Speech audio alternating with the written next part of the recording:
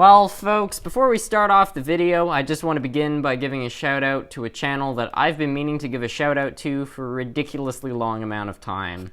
The channel is called Go Via or Go Home, and Go Via or Go Home is only 120 subscribers off the mark of reaching 1,000, and I have the utmost confidence that altogether we can get him far over that number in no time.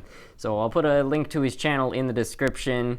We helped get M&M Rails to 1,000 back when this channel was like a sixth of the size. So I'm pretty confident we can all pull this one off. So yeah, I'll put a link in the description to his channel. He just uploaded a video of finishing a kit, basically building a station kit, and I thought he did a really good job. So yeah, everyone go check out his channel. I think you'll like what you see there. Anyway, I hope you guys enjoy the video.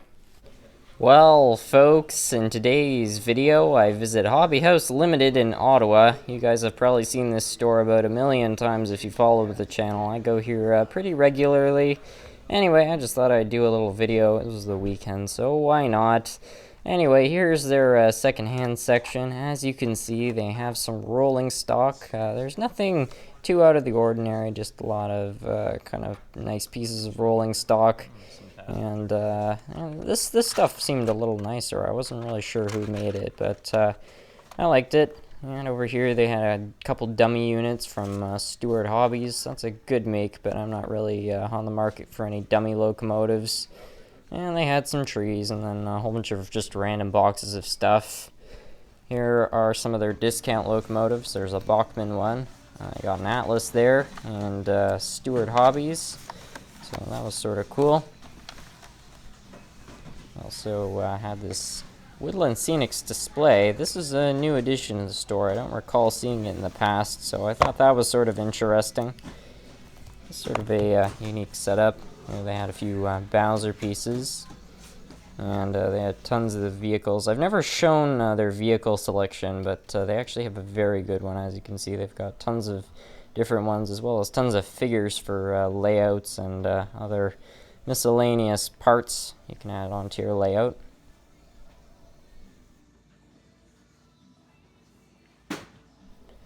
This is another section of the store I don't recall showing on the channel. It's basically a great big display which kind of shows the history of the store as well as items they sold when they very first opened. As you can see, they've got tons of old boxes from different pieces of model railroading equipment they had.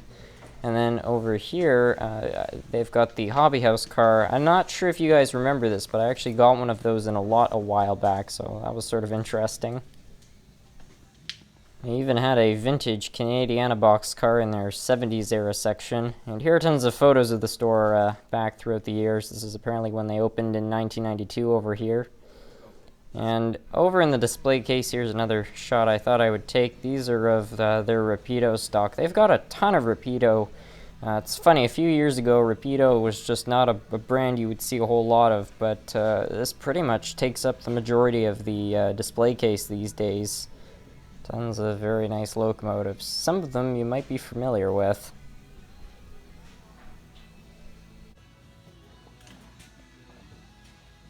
Anyway, I got to see something sort of interesting in a second here. The shop's DCC and repairman said he watches my videos and that he wanted to show me something to put on the channel. So this is a locomotive he's been working on, and he really modded this thing up. Check this out. He shut the lights off, and it has so many details that the exhaust ports have little LEDs to make it look like carbon being burned off. Anyway, I thought that was a detail that was really cool and had to be shown. Anyway, I did wind up getting a couple locomotives. Here they both are. I asked some of the people at work there, including the repair guy, if they had any old locomotives. So the repair guy went up in the attic, I guess, where they have some of their stock, and to see if he could find a couple broken ones. And he came down with these two locomotives. This one is a Halima locomotive made in Italy, and the other one is an old Athearn blue box with the steel wheels. It is missing its cabin, but that's no problem for me because I'm not sure if how many of you guys might remember this, but I got that farm rail locomotive with the paint scheme there, and basically I took the chassis out of that one to put it in the runaway train set. So since I took that out, it basically has just been a shell ever since. So I'm hoping we can fix this up and then put it in the farm rail shell, because that will look pretty nice. Be good to have that one back.